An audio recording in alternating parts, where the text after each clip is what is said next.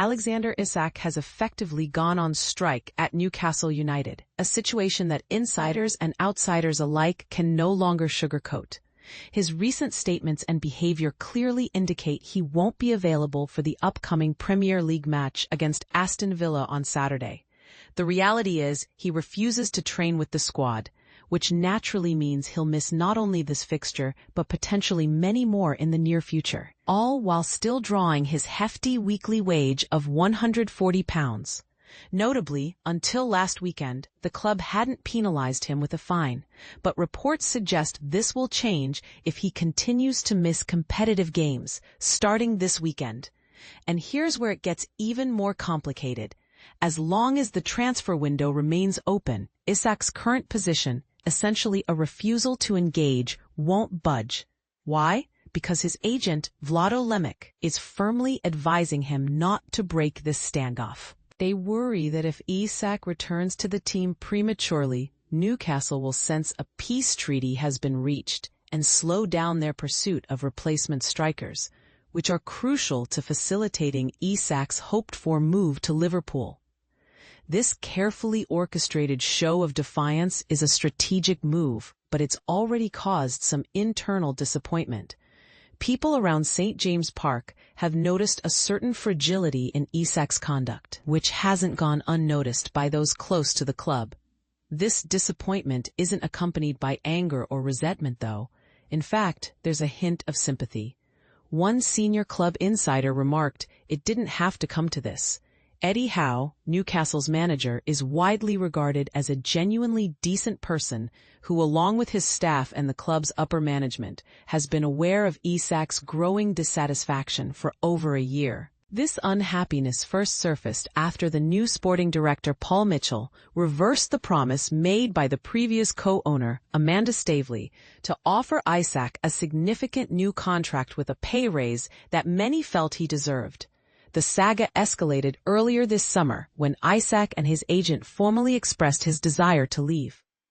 A development the Daily Mail Sport was first to reveal exclusively.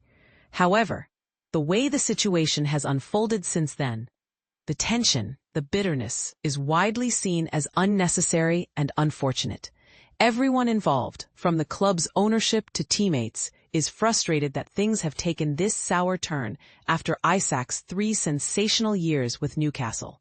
During this period, he scored 62 goals in 109 outings and famously netted the winning goal in the club's first trophy win in 7 decades. Eddie Howe himself understands a player's ambitions, especially when you consider how fleeting a football career is. Howe was only 24 when he left Bournemouth for Portsmouth, just a year younger than Isak is now. However, there's a prevailing feeling that Isak might have shown more loyalty and respect to the people who helped develop his career at Newcastle. One insider even suggested that had Isak publicly declared his transfer intentions but continued to train and play professionally, the club could still have worked toward a solution beneficial for all. They are working on replacements regardless, but the bitterness remains. Now, after exhausting options labeled from A through E, the club seems to have reached option F, and you probably know what that implies. Some in the club believe most viable options to resolve this standoff are nearly exhausted. Newcastle's recent transfer history post-takeover has been almost flawless, bringing in key players like Bruno Guimaraes, Kieran Trippier, Dan Burn, Anthony Gordon, Sandro Tonali, and Isak himself. They are determined not to ruin this impressive record, especially not under pressure from outside forces. One scenario that remains on the table, described by a senior insider as wide open, is Isak returning to training and match play. This would be scenario A, if Isak changes his mind, agrees to a new contract, possibly including a release clause or a promise of a future move, and commits to playing the season at St. James Park. Scenario B is the plan Newcastle's been working toward over the past 2 months. Sign suitable replacement strikers first, then negotiate Isak's sale to maximize the club's financial gain. Isak still has 3 years left on his contract, giving Newcastle a strong position in talks. Then there's Scenario C, which is becoming increasingly likely as days pass. Isak holds firm in his stance, but the club bets on his return to the squad after September 1st. After all, how and his coaching staff managed to reconcile with Isak following last summer's disagreements, leading to him scoring 27 goals, including the winning strike in the Carabao Cup final.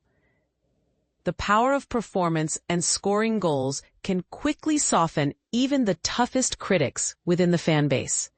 Isak should be aware of how much effort the club has invested in trying to secure his successor. They never told him he was irreplaceable. Scenario D, which was previously off the table, is now a possibility. Newcastle might decide to sell Isak before securing 2 new strikers.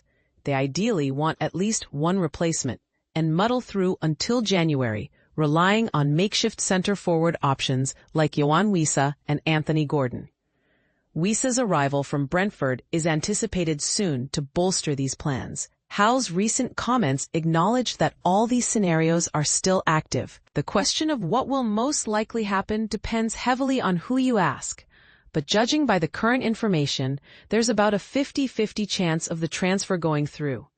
Is Isak officially for sale? No. Will he end up being sold? Time will tell. One thing that shouldn't be overlooked is Liverpool's role in this story. A return offer from Liverpool is not just possible, it is expected. Having already made an initial bid of £110 million, which Newcastle predictably rejected, they are unlikely to walk away so easily. Isak's agent, Lemek, has been a key player in these negotiations and would have coordinated closely with Liverpool on their tactical approach. Newcastle's recent attempt to sign Benjamin Sesko from Leipzig is closely linked to this saga. Had the deal gone through, Isak's transfer to Liverpool would be a done deal by now. The sticking point seems less about the transfer fee and more about Newcastle's readiness to finalize negotiations. Meanwhile, Isak is continuing his solo training routine, to the point that some teammates haven't even seen him since before the club's recent tour to the Far East. Adding to this picture, the house he rents from ex-Newcastle defender Kieran Clark was put on the market last month. Neighbors indicated Isak planned to move after suffering 2 burglaries. It appears unlikely that he's planning to renew any lease on Tyneside under current circumstances. Newcastle now faces the predicament of having a talented striker who is currently not contributing to the team. And you can define striker however you want, because Isak's self-imposed isolation leaves the club with no benefit from his talents. Howe has been clear. He wants Isak back with the team now, but the longer this standoff persists, the more the affection fans.